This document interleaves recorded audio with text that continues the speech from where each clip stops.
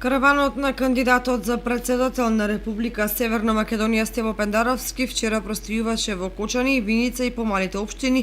каде оствари средба со граѓаните на кој зборуваше за неговата изборна програма, како и за потребата гласачите да му ја дадат довербата на 21 април и 5 мај. Во спортската сала во Кочани тој имаше кратко обраќање до членовите и до симпатизерите.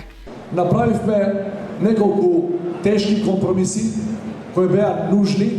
за да можеме да ги отвориме портите на развиениот свет и на Европа, затоа што на сите преку глава ни дојде долгата и мачна транзиција во која најголемите проблеми само се става под тепих, а политичарите само збореа за пратенички мандати, советнички места, провизии и тендери, не водејќи сметка за обичниот човек.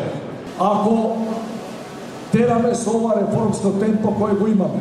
за 2 месеци од сега, Европскиот совет треба да решава за датум за преговори со Европската Унија. Ние сме сигурни дека се што е до нас ќе направиме во последниве месеци и половина, за никој да нема забелешки на нашата пријава, на нашата апликација после 14 години кандидатски статус, конечно да почнеме со преговори со Европската Унија.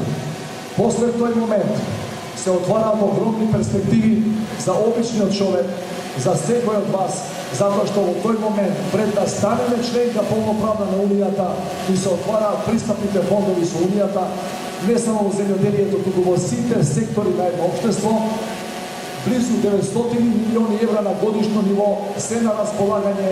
и само ќе се чека од нас да се предлагаат проекти и тие финансиски средства да се повлекуваат. Потоа тој одговараше на прашање од присутните кои се однесуваа на изборната кампања и на очекувањата на граѓаните од идниот претседател.